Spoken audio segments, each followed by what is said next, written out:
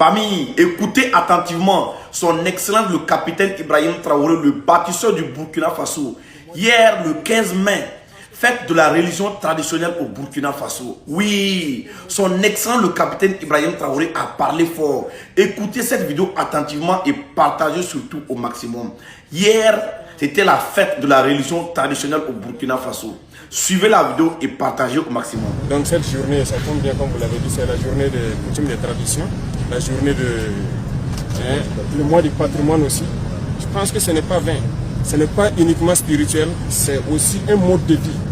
Voilà, c'est beaucoup de choses, des valeurs qu'il faut que les gens développent et que le Burkina redevienne ce que nous souhaitons. Et en visitant tout ce que j'ai pu voir ici, les valeurs de solidarité et de cohésion sociale, nous les avons en nous, c'est notre culture.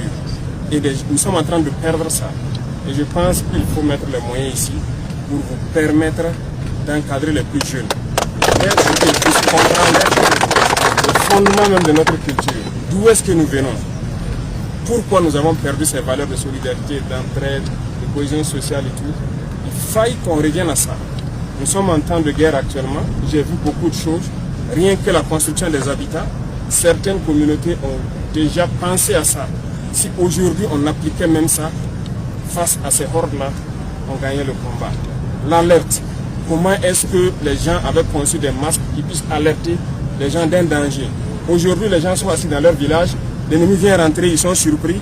Si on avait conservé cette culture d'avoir toujours des gens dans des postures autour des villages pour pouvoir alerter, et le masque c'est du camouflage en fait. C'est du camouflage qui permet à la personne de se fondre dans la nature et d'alerter ceux qui sont à l'arrière et les combattants de pouvoir réagir. On a perdu beaucoup de choses et il faille que nous repartons à la source pour pouvoir puiser ces bonnes valeurs-là, pour pouvoir faire du Burkina ce que nous souhaitons. Parce que nos ancêtres se sont battus pour nous léguer cette terre-là. Nous ne savons pas comment, mais maintenant à travers vous, nous comprenons quelles dispositions ils ont prises face à l'adversité, que ce soit naturel ou ceux qui venaient pour le combattre. Ils ont pris assez de dispositions. Donc il faut qu'aujourd'hui nous puissions nous inspirer de ça, prendre les mêmes dispositions pour que le Burkina existe pour les générations à venir. Donc cette journée, ça tombe bien comme vous l'avez dit, c'est la journée des coutumes des traditions, la journée le mois du patrimoine aussi. Je pense que ce n'est pas vain, ce n'est pas uniquement spirituel, c'est aussi un mode de vie. Voilà, c'est beaucoup de choses, des valeurs qu'il faut que les gens développent et que le Burkina redevienne ce que nous souhaitons. Merci, félicitations, bon courage à vous. Très très urgent, la Russie répond à la France, répond à Emmanuel Macron. Oui, Emmanuel Macron a dit que la Russie veut coloniser l'Afrique. Écoutez la réponse de Sergei Lavrov à Emmanuel Macron. Écoutez attentivement et partagez surtout au maximum. Bonjour Sergei Viktorovitch, Igor Kourachenko, RT en français. Emmanuel Macron a déclaré récemment que la Russie était un véritable colonisateur en Afrique. Comment commenteriez-vous ces propos de la part des dirigeants français? Qui sait mieux que les Français ce qu'est le véritable colonisateur?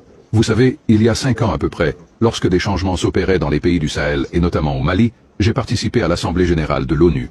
En marge de la session, comme toujours, de nombreuses rencontres bilatérales ont eu lieu. J'y ai rencontré Joseph Borrell, dont Kaja Kallas exerce aujourd'hui les fonctions, et le ministre français des Affaires étrangères qui l'accompagnait lors de cette réunion. Le Drian. Je crois que c'est comme ça qu'il s'appelle. Le Mali était alors un sujet brûlant à l'ordre du jour international. Ils se sont mis à nous reprocher d'avoir soutenu le changement de gouvernement. Entre autres arguments, j'ai dit que le nouveau gouvernement nous avait sollicité pour l'aider à assurer la réforme et le renforcement des structures de sécurité, et que nous n'avions fait que répondre à leurs demandes. Cela a été mentionné d'ailleurs, par la suite, dans des discours prononcés en séance plénière de l'Assemblée générale. Mes interlocuteurs, le ministre français des Affaires étrangères et l'espagnol Josep Borrell, m'ont répondu « Mais vous savez bien que le Sahel et l'Afrique en général, c'est notre zone, celle de l'Union européenne. » J'ai répondu « Je ne sais pas. Je sais qu'il y a eu des possessions coloniales là-bas, et que l'indépendance politique a ensuite été proclamée, qu'on a mis fin à la colonisation. Il existe des résolutions concrètes des Nations Unies. Je n'ai lu nulle part que les anciennes colonies vous avaient été attribuées à perpétuité comme des pays où les autres n'ont plus le droit de mettre les pieds. Mais voilà, c'était leur philosophie, et elle est déjà inscrite, à ce qu'il paraît, dans les gènes de nos collègues français, qui jugent tout le monde, selon leurs propres critères. En complicité avec des Ivoiriens maudits et traites, avec leur président à la tête qui est le plus maudit, le plus barbier de tous les présidents de l'Afrique. Les Ivoiriens Ils ont un cœur noir, sadique, méchant. C'est la raison pour laquelle Dieu les a pas donné toutes nos richesses. Et c'est là que je plains l'État de Côte d'Ivoire. C'est là que j'estime que l'État de Côte d'Ivoire, pour moi, excusez-moi de le dire, peut-être qu'on va m'amener en prison pour cela. Mais j'ai l'impression que l'État de Côte d'Ivoire est un peu trop faible. Mais on a un gouvernement qui est tellement de ces maudits dirigeants, ces bâtards, ces batraciens, ces maudits-là. Le président Alassane Ouattara est le malade mental, un président clochard. Voici un gars qui a échoué dans tout. Tout ce qu'il a voulu mettre en place, c'était un échec. Avec son petit maudit de plaisantin, un certain Téné Birahim Ouattara qui fait partie des services de renseignement. C'est lui qui a piloté le coup d'État au niveau du Burkina Faso. Aujourd'hui, il y a un mandat d'arrêt qui est sur sa tête. Ce pays-là, c'est un État terroriste. Le président Alassane Ouattara, il bat bien.